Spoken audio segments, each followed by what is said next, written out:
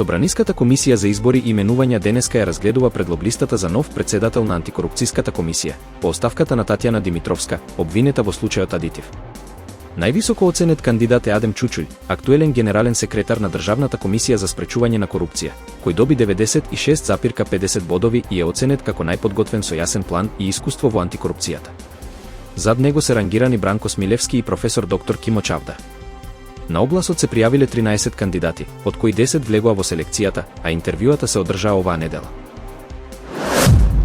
Поради силните дождови во последното деноноќие, на повеќе локации во државата се бележат високи водостои, излевања на реки, поплавени куќи и активирани одрони, соопштува Центарот за управување со кризи. Најкритично е во Битолскиот, Преспанскиот и Охридскиот регион, каде има поплавени домови и ризик од нови излевања. Во другите региони има зголемени водостои, одрони и прекинати патишта, но без поголеми штети. Охридскиот регион е под засилено обезбедување, а најмногу дожд е измерен во Претор. Управата за хидрометеоролошки работи најавува нови обилни врнежи, грмежи и силен јужен ветер. Центарот за управување со кризи ги повикува граѓаните да избегнуваат ризични места и да пријават опасности на бројот 112. Граѓаните нема да плаќаат дополнителни трошоци при примање пратки од Тему и Алиекспрес и покрај воведениот ДДВ од 18% за увоз до 22 евра. Екологистик сервис објаснува дека данокот веќе е пресметан во цената на производот при нарачка, а курирските служби се само доставувачи. Истото го потврдува и Министерството за финансии, истакнувајќи дека новите законски измени не носат нови давачки за граѓаните. ДДВ-то останува вклучено во цената, а уплатата кон државата ја вршат овластените шпедитери или поштенски оператори.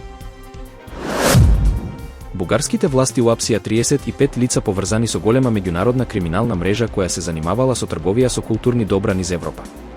За 24 часа извршени се 131 претреси, запленети се илјадници артефакти и над 50 парчиња античко огнено оружје. Акцијата, координирана со Европол и Евроджаст, доведе до заплени на автомобили, сефови и други вредни предмети. Обвинителството соопшти дека мрежата функционирала 16 години во Европа, Балканот, САД и други региони, а во случајот за перење пари е идентификувано над 1 милијарда долари. Истрагата произлегува од рација во 2020 година кога беа запленети 7000 артефакти со голема историска вредност. Турскиот претседател Реджеп Таип Ердоган предупреди дека Турција се соочува со демографска катастрофа поради драматичниот пад на наталитетот. На симпозиум во Анкара тој истакна дека стапката на фертилитет паднала од 2,38 деца по жена во 2001 година на само 1,48 во 2025 година, што е пониско од Франција, Британија и САД.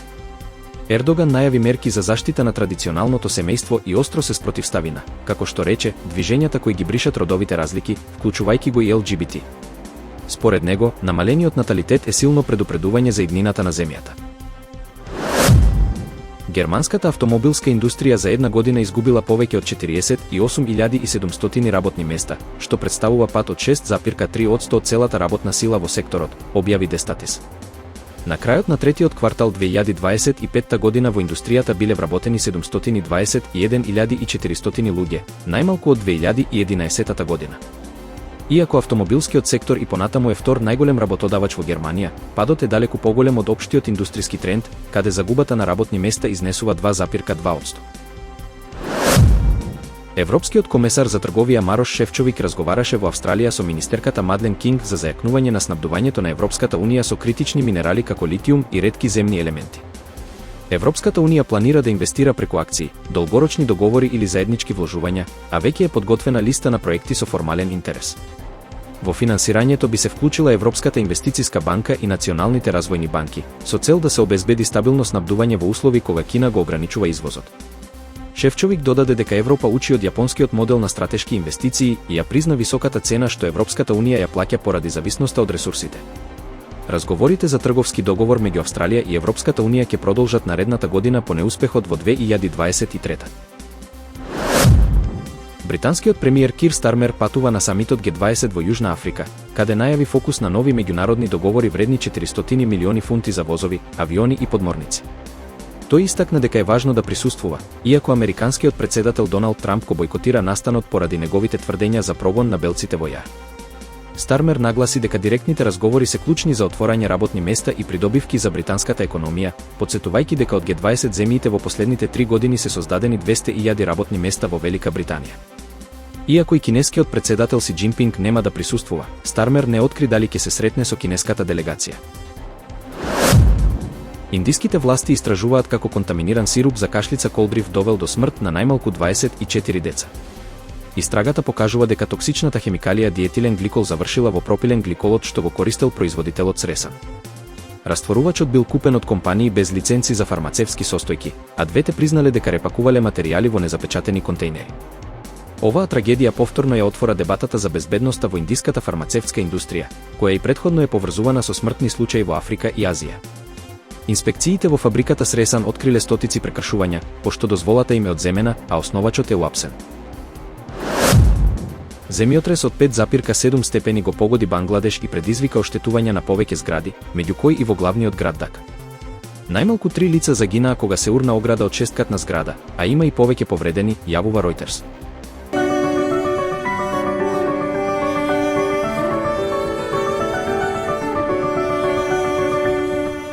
До недела ќе се задржи промилниво облачно време со повремени врнежи од дожд. Денес и утре наместа врнежите ќе бидат пообилни локално во форма на невреме, со засилен ветер и појава на грмежи.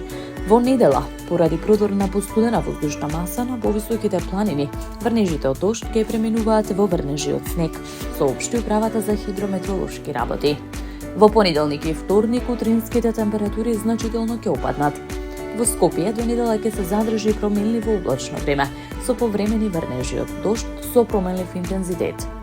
Утре во делови од котлината врнежите ќе бидат поројни и пообилни со услови за ретки грмежи.